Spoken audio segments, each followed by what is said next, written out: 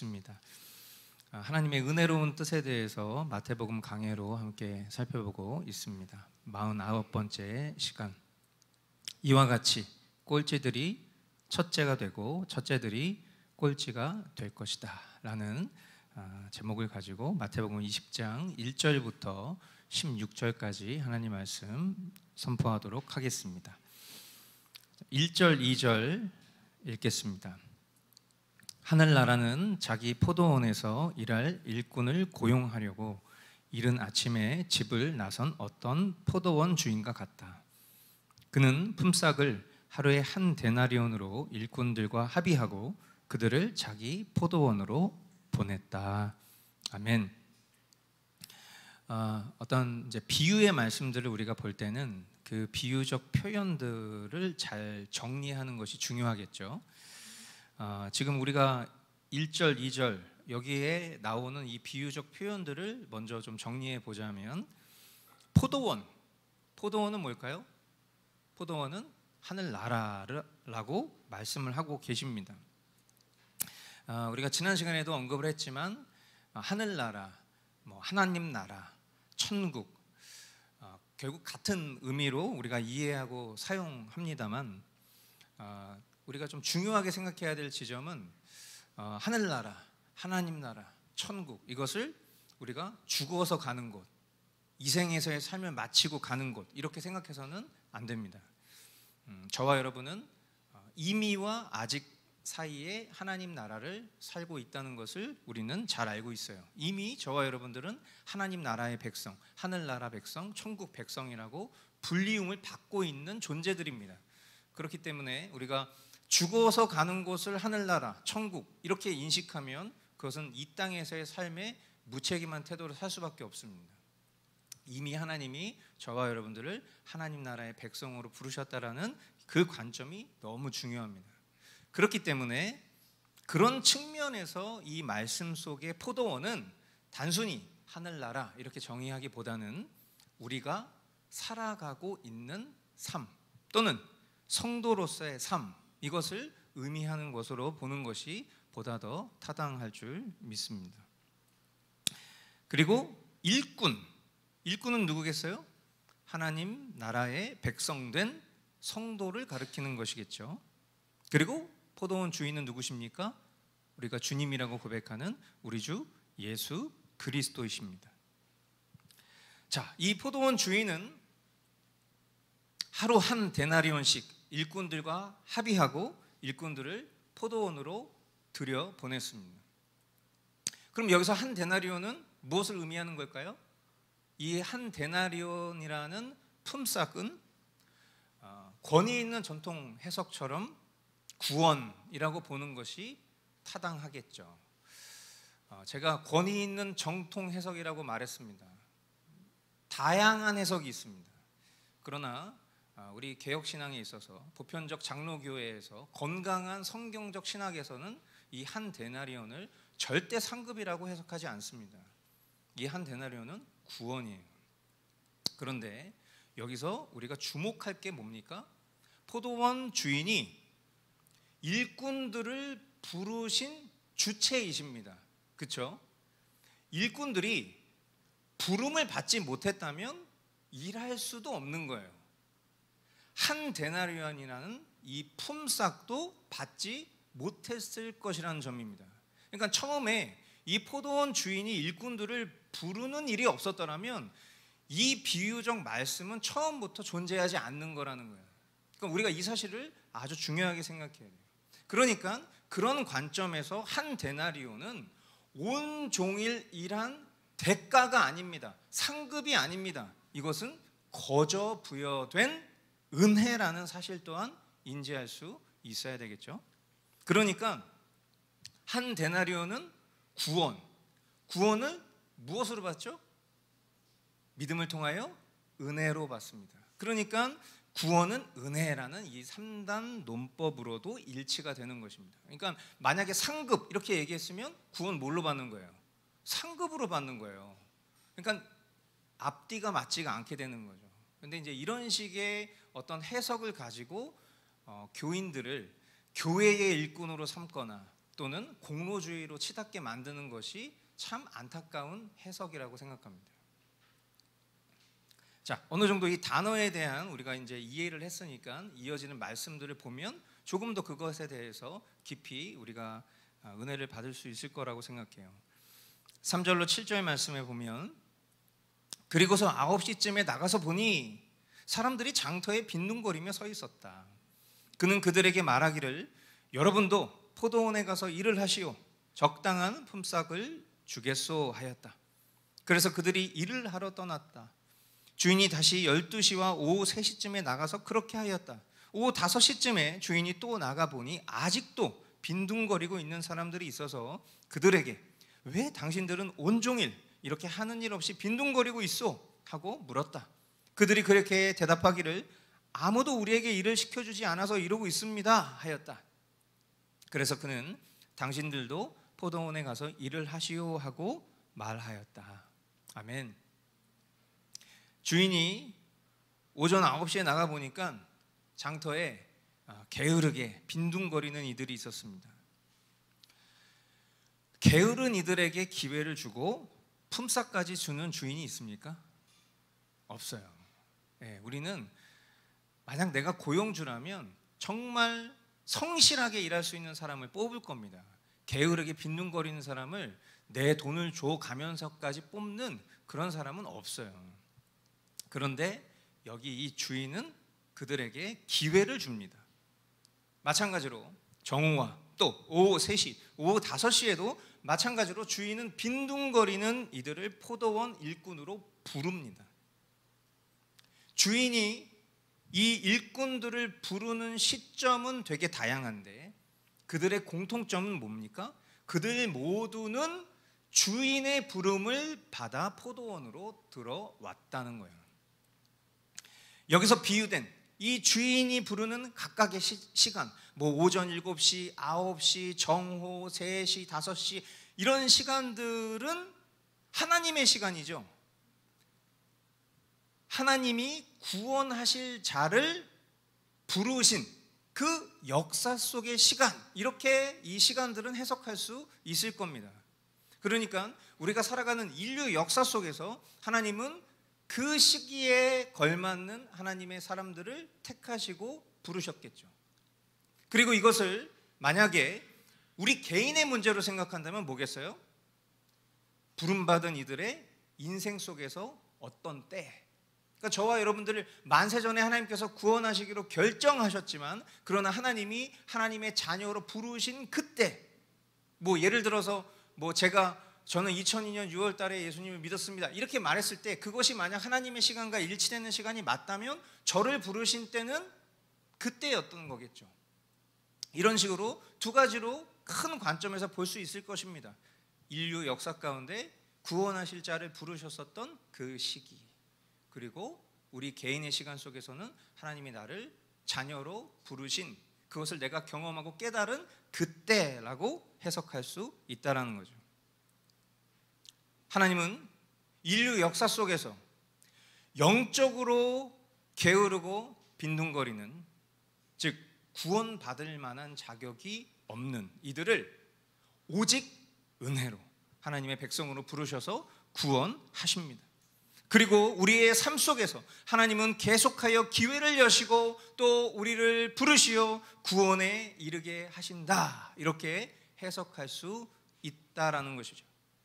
그리고 우리가 부름받은 역할이 무엇입니까? 일꾼입니다. 하나님 나라의 일꾼으로 주어진 사명을 온전히 감당해야 하는 성실함이 그 은혜에 화답하는 합당한 태도라는 것을 깨달을 수 있는 점이겠습니다. 8절로 12절 말씀에 보면 저녁이 되니 포도원 주인이 자기 관리인에게 말하기를 일꾼들을 불러 맨 나중에 온 사람들부터 시작하여 맨 먼저 온 사람들에게까지 품삯을 치르시오. 오후 5시쯤부터 일을 한 일꾼들이 와서 한 데나리온씩을 받았다. 그런데 맨 처음에 와서 일을 한 사람들은 은근히 좀 더 받으려고 하고 생각하였는데 그들도 한 데나리온씩을 받았다. 그들은 받고 나서 주인에게 투덜거리며 말하였다.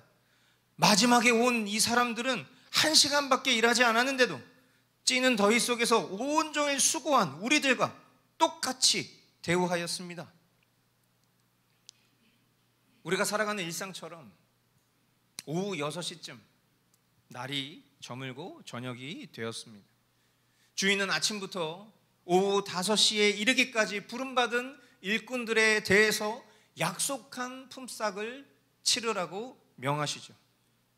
오후 5시에 온 사람들은 고작 1시간만 일했는데도 하루 품삯인 1데나리온을 받았습니다. 이 주인은 아주 후한 분이 분명합니다. 우리가 바르게 해석하였다면 이 품삯은 노동의 대가가 아니라 뭐라고 그랬죠? 은혜로 거저 얻은 구원이에요. 만일 우리 중 누가 언제 부름 받았는지에 따라서 또 노동의 공로와 양에 따라서 대가가 달라졌다면 그것은 세상의 관점에서는 상식적일 수 있을지 몰라도 하나님 나라 측면에서는 너무 무서운 기준이 될 거예요. 왜 부름받은 이들에게 동일한 대가가 주어졌겠습니까? 그것은 주인이 부당해서가 아니에요. 일꾼인 우리의 행위와 공로는 주인의 요구를 채울 수 없기 때문입니다. 그러나 주인이 부르셨고 주인이 은혜로 품삯을 주셨으며 그것이 그 일꾼의 어떠함과 상관없다라는 것은 성경이 말하는 오직 하나님의 은혜와 예수 그리스도의 십자가 대속으로만 그것을 믿음으로만 구원받을 수 있다는 진리와 일맥상통합니다. 그런 측면에서 영생의 한켠에서 인생을 살아가는 우리에게 행위주의나 공로주의로 신앙하는 일은 예수님이 말씀하시는 것과 정면으로 대치된다는 것을 우리는 이 말씀을 통해서 다시 한번 깨닫습니다. 부름받은 시대가 달라도 저와 여러분들의 인생의 시간 속에서 언제의 부름을 받았어도 주인 되신 분의 은혜로 구원을 얻는다는 것이 우리가 신앙하는 기독교 복음이라는 것을 저와 여러분들이 분명히 붙드실 수 있게 되기를 바랍니다. 13절로 16절 그러자 주인이 그들 가운데 한 사람에게 말하기를 이보시오 나는 당신을 부당하게 대한 것이 아니오 당신은 나와 1데나리온으로 합의하지 않았소 당신의 품삯이나 받아가지고 돌아가시오 당신에게 주는 것과 꼭 같이 이 마지막 사람에게 주는 것은 내 뜻이오 내 것을 가지고 내 뜻대로 할 수 없다는 말이오 내가 후하기 때문에 그것이 당신 눈에 거슬리오 하였다. 이와 같이 꼴찌들이 첫째가 되고 첫째들이 꼴찌가 될 것이다. 아멘. 여러분 이 분이 예수님이잖아요. 지금 제가 인자하게 읽고 싶었는데 제 성격대로 읽었습니다. 여러분 이 말씀을 읽으시면서 예수님의 이 말씀이 여러분에게 사랑으로 들리십니까? 아니면은 아주 깐깐하게 들리십니까? 저는 이 말씀을 읽을 때 저 자체도 막 그렇게 너그럽고 후한 성품을 가진 존재가 아니지만 이 말씀을 읽으면서도 이 예수님이 너무 하신다. 좀 너무 깐깐하시다. 이런 생각을 했어요. 아니 내 거 가지고 내가 마음대로 하겠다는데 뭔 상관이야. 지금 이렇게 얘기하고 계신 거잖아요. 우리가 오늘 교리 교육 때도 배우지만 여러분 하나님의 성품을 50대 50으로 나누시면 안 돼요. 무슨 얘기입니까? 사랑과 공의를 50대 50으로 나눠서 100%를 만들려고 하면 우리는 다 기울입니다. 하나님은 완전하신 분이세요. 하나님은 사랑도 100%시고 공의도 100%신 거예요. 우리가 살아가는 삶 속에서 우리가 옳다 여기는 것들이 대체적으로 다 주관적입니다. 어떤 사람은 이게 맞는 거고 어떤 사람은 이게 맞다 보니까 아무리 기준을 얘기해도 그 기준이 적용되는 지점이 달라요. 지금 이 예수님의 말씀이 만약에 법정에서 효율이 있다면 이것은 참입니다. 우리가 옳고 그르다 여기는 모든 기준들이 법적으로 이야기하잖아요. 그러면 우리의 마음을 상하게 하는 일들이 굉장히 많아요. 왜? 법은 옳고 그름에 대해서 분명하기 때문이죠. 하물며 하나님이 법의 근원이 되신 하나님께서 말씀하시는 것에 우리가 이것이 너무 깐깐하다, 이거 너무 부당하다, 너무 좀 사랑이 없으시다, 이렇게 여기는 마음은 내가 얼마나 많이 그릇된 방향으로 치우쳐 있는지를 오히려 스스로 돌아봐야 할 지점이라는 것을 주님이 일깨우신다고 생각해요. 주인의 뜻은 잘못한 것이 없습니다. 공의로운 거죠. 왜냐하면 주인은 품꾼들에게 한 데나리온의 품삯을 이미 약속했기 때문이에요. 포도원에 늦게 온 자들에게도 똑같은 품삯을 주는 것은 한마디로 지금 이 주인이 말씀한 대로 주인 마음에 따른 겁니다. 부름받지 못한 이들 중에 부름받은 자들이 있다는 것 자체가, 여러분 기억하세요. 포도원에 주인이 그 일꾼들을 부르지 않았다면 아예 성립조차 되지 않는 말씀이라고 처음부터 얘기했잖아요. 이것을 우리가 구원론의 관점에서 지금 이 말씀을 예수님이 하셨다는 것을 이해하고 있는 상황에서 다시 한번 생각해 보자고요.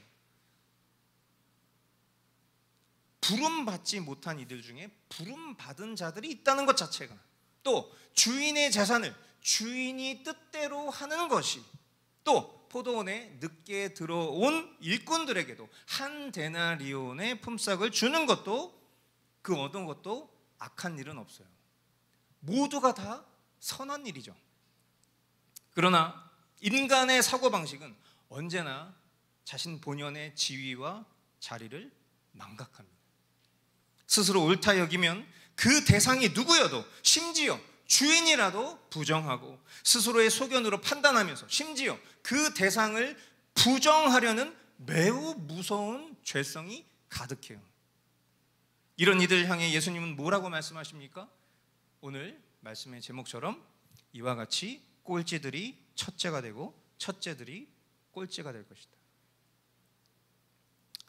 이 말씀은 결국 이 비유를 이렇게 해석할 수 있겠죠. 인간 역사의 관점에서 꼴찌가 누굽니까?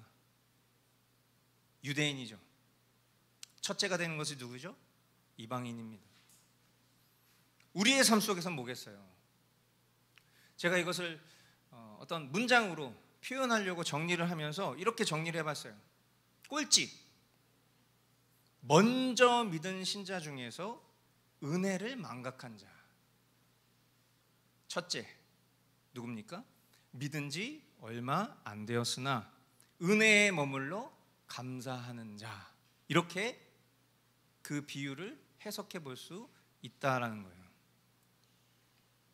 오늘 우리에게 허락하신 이 말씀을 통해서 우리는 다시 한번 저와 여러분들 본연의 그 지위에 대해서 깊이 돌아볼 수 있기를 바랍니다. 그러는 측면에서 우리 내면에 이런 세 가지의 질문이 반드시 오늘 이 말씀을 통해서 적용되어져야 된다고 생각합니다. 첫 번째, 과연 나는 어디로부터 와서 어디로 갈 자였는가? 여러분, 저와 여러분들의 본연의 지위가 뭐였습니까?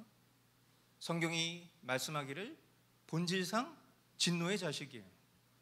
어둠에 머물러 있어서 그 존재로 영벌에 처해졌어야만 했던 존재 가운데에서 하나님이 하나님 안에 있는 뜻으로 부르신 겁니다. 이 주님의 콜링을, 이 소명을 저와 여러분들이 망각하면 우리는 그 순간부터 계속해서 우리의 자격을 운운하기 시작할 거예요.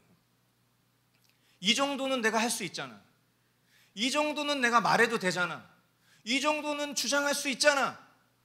우리의 주장과 우리의 요구는 언제나 본연의 지위를 망각하는 순간부터 시작된다는 것을 알아야 돼요. 우리가 믿고 신앙하는 하나님을 마치 유술 램프처럼 생각한다던가, 아니면 무조건 내가 어떤 일을 해도 나를 무조건 옹호해주고 나를 무조건 편들어주고 괜찮다고 위로해주는 분으로만 생각하거나, 내 삶 속에 내가 주님을 위해서 이렇게 열심히 했는데 그것에 대해서 이 정도 대가밖에 치러주지 않는다고? 라고 불평했을 때 우리는 지금 이 포도원에서 일하고 있는 일꾼과 같다는 것을 깨달아야 할 줄 믿습니다. 두 번째 질문은 뭡니까? 내 종착지가 바뀐 것은 나의 어떠함인가? 아니면 주인이 베푼 은혜 때문인가? 우리가 어디로부터 어디로 갈 자인가? 우리의 본래 종착지가 어디예요? 저와 여러분들의 본래 종착지는 주님 없는 곳입니다. 유기된 자일 수밖에 없는 존재예요. 그런데 그런 우리를 하나님 안에 있는 그 어떤 뜻, 우리는 그 어떤 뜻을 긍휼함으로 엿봤습니다. 하나님께서 우리를 불쌍히 여기셔서 하나님 안에 있는 그 성실함 속에서 택하실 자를 부르시고, 그리고 그 자를 의롭다 하셔서 아들 예수 그리스도의 피값으로 하나님 나라의 자녀된 백성의 그 권세를 주셔서 그 종착지가 이미 저와 여러분들에게 보장된 하나님 나라 백성으로 우리가 살고 있는데, 과연 이것에 대해서 우리가 나의 어떠함을 주장할 수 있는가? 또는 주님의 은혜를 감사하지 못한 채 불평하고 살아가고 있지는 않은가? 이 질문 앞에 돌아봐야 할 줄 믿습니다. 세 번째, 은혜에 반응하는 오늘 나의 태도는 어떠한가? 여러분, 오늘 지금 우리가 이 자리에서 뭐 하고 있습니까? 예배하고 있어요. 예배는 뭐죠? Adoration, Worship and Service. 뭐예요? 하나님 앞에 내가 할 수 있는 최고의 경배와 내 존귀를 올려드리는 거예요. 내가 받은 은혜에 반응하는 그 태도로 주님 앞에 나아가는 시간이 바로 예배예요. 여러분, 왜 예배의 태도를 중요하게 자꾸 얘기합니까? 태도 없는, 자세 없는 중심은 있을 수 없어요. 그렇죠? 우리가 누군가에게 소중한 마음을 담아서 선물을 줄 때에 정성스럽게 그 선물을 포장하는 이유가 뭡니까? 그 선물의 가치가 높고 낮던 상관없이 내 마음의 정성을, 진심을 담아서 주고 싶은 마음 때문인 거잖아요. 그냥 비닐봉지에 후 해가지고 야 오다 주었다, 이거는 그냥 우리가 드라마나 예능 같은 데서나 장난처럼 쓰는 거지, 정말 내가 존귀하는 그 대상 앞에 우리가 예의를 갖춰서 우리의 중심을 드릴 때는요, 전부를 드리는 것 같은 마음으로 나아가는 것이 당연지사예요. 우리가 하나님 앞에 예배할 때 오늘 내가 어떤 마음의 중심을 가지고 이 자리에 나와왔는가? 내가 나의 자녀들을 하나님을 예배하는 자녀로 키우겠다라고 약속했는데 이 자녀는 하나님 앞에 어떤 태도로 나아가게 하도록 내가 지금 준비하고 있는가? 여러분, 이 모든 것들이 우리에게 굉장히 큰 태도를 가르쳐주고 있다고 생각해요. 은혜에 반응하는 것, 내가 받은 은혜가 어느 정도 수준인지에 대해서 그 가치를 이해하고 인정하는 만큼 그 반응과 태도에 대한 우리의 결정은 정해질 거라고 생각해요. 우리를 부르신 주님이 마지막 날에 잘했다, 충성된 일꾼아, 여러분 이 칭호를 받을 수 있다면 우리의 인생이 이 생에서 성공을 하지 못했다 하더라도 그것은 영원한 생명 측면에서는 너무나도 값지고 너무나도 영광스러운 그런 칭호일 것이라 생각합니다. 우리 모두가 다 이와 같은 칭호를 받고 싶어 할 거라고 생각해요. 게으르고 무익한 종아, 슬피 울며 이를 갈아라. 여러분, 이 말을 듣고 싶은 사람이 누가 있겠습니까? 본문끼리 서로 연결되는 것은 아니지만 저는 이 포도원 품꾼의 비유와 그 말씀이 연결되어 있다라는 생각이 들어요. 오늘 우리가 주님 앞에 받은 그 은혜에 어떤 태도로 나아가고 있는지, 그리고 앞으로 우리에게 주어진 인생의 이 시간 속에서 과연 우리는 어떤 자세로 주님 앞에 살아가야 하는지를 오늘 이 말씀을 통해서 우리에게 깊이 도전하시는 줄 믿습니다. 오늘 주님 우리에게 허락하신 이 말씀을 가지고 이 시간 말씀 기도로 함께 나아가기를 원해요.